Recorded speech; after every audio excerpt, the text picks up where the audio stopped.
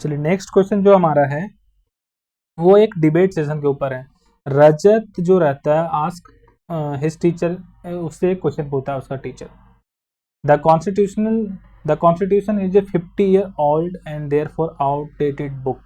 जो कॉन्स्टिट्यूशन है वो 50 साल पुराना हो चुका है और वह एक आउटडेटेड डेट हो गया, मीन्स काफी पुराना बुक हो गया है, जो कि अपडेट नहीं है, वो आउटडेटेड है। So no one took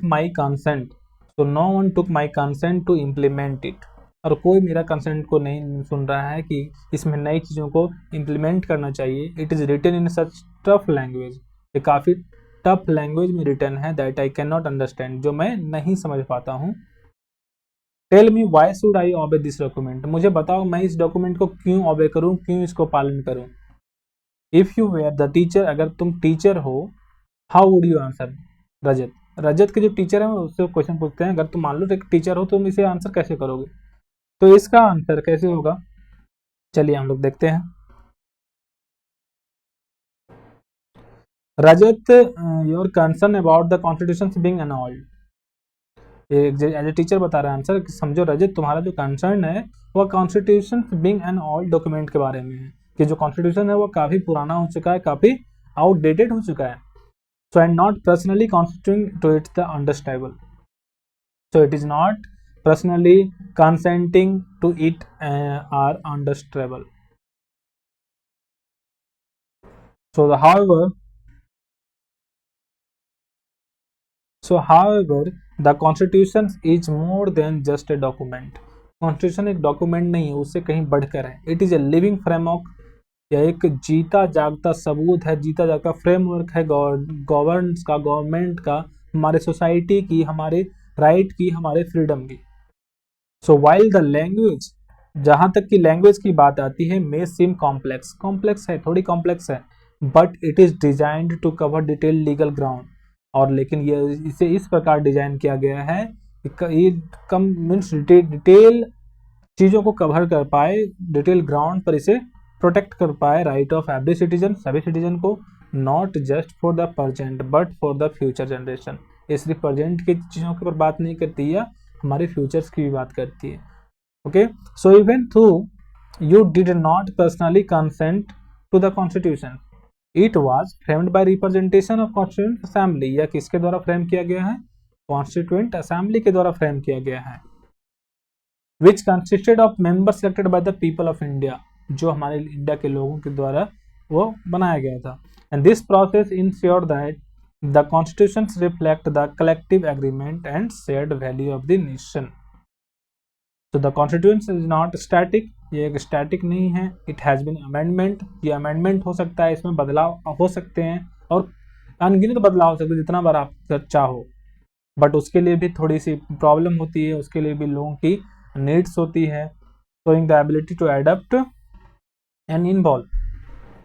So the region, अब इसके लिए क्या रीजन है, so the region we obey, हम लोग क्यों इसका पालन करना चाहिए हमें, the region we obey the constitution is not just because it is the law, ये लॉ है इसीलिए सिर्फ हमको इसका पालन नहीं करना चाहिए, मानना नहीं चाहिए, but because it upholds values of the democracy and justice, freedom and equality. लेकिन क्योंकि ये हमें बताती है, अपहोल्ड करती है, तब किसकी वैल्यूज, डेमोक्रेसी की वैल्यूज को बताती है, ठीक है, और फ्रीडम, इक्वालिटी, जस्टिस, सभी चीज़ों को हमें इंश्योर कराती है। ओके, तो the government can and can not do protecting us the citizen from the potential misuse of power. Government हमें नहीं प्रोटेक्ट कर पाएगी, लेकिन हमारे जो कॉन्स्टिट्यूशन है, हम लोग कॉन्स्टिट्यूशन से गवर्नमेंट को भी कहीं ना कहीं बता सकते हैं कि आप इसका अधिक पावर का मिसयूज कर रहे हैं, कहीं ना कहीं ये ठीक नहीं है हमारे लिए। सो it is crucial for maintaining order and ensure the fair treatment of all individual with in the country.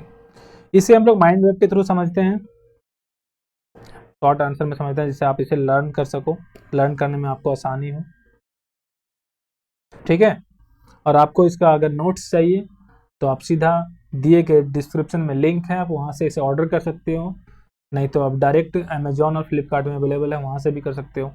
So purpose of the constitution का पर्पस क्या था, लोगों को राइट्स एंड फ्रीडम्स देना, कैसे गवर्नमेंट गवर्न करेगी हमारी सोसाइटी को, इस बारे में बतलाना। वाई ऑबे, इसे हम लोग क्यों मानेंगे, बिकॉज इसमें डेमोक्रेटिक लेजिटिमेसी दी गई है, प्रोटेक्शन दिया गया है मिसयूज ऑफ पावर का, कि किसका क्या प्रोटेक्शन है, कोई अगर मिसयूज करता है पावर का तो। Maintenance order and fairness, maintain करके रखता है कोई भी ऑर्डर, कोई भी लॉ, कोई भी चीज को। अब एडेप्टेबिलिटी क्या है, adaptability amendment to reflect social change, कि इसको अमेंड कर सकते हैं हमारे सोशल चेंज, हमारे सामाजिक की अगर कोई ज़रूरत है, समाज में किसी प्रकार की चेंज आने की ज़रूरत है तो हम लोग इसे अमेंड कर सकते हैं, बदलाव ला सकते हैं, ठीक है। नेक्स्ट है हमारा personal consent, collective agreement through the elected representative, means लोगों का जो कलेक्टिव एग्रीमेंट होता है थ्रू द इलेक्टेड रिप्रेजेंटेटिव के द्वारा। तो इसमें बहुत अलग अलग कॉम्प्लेक्स लैंग्वेज की जो बात आई, detail to cover legal aspect, क्योंकि सभी चीज़ों को कवर करना था इसमें, एंड प्रोटेक्ट्स राइट कॉम्प्रिहेंसिवली, उसे प्रोटेक्ट करना था। ये हमारा था इसका आंसर, आपको समझ में आया। ये पूरा जो आंसर है इसका यहाँ से था, ठीक है, यहाँ से था। Rajat, your concern about the constitution being an old document.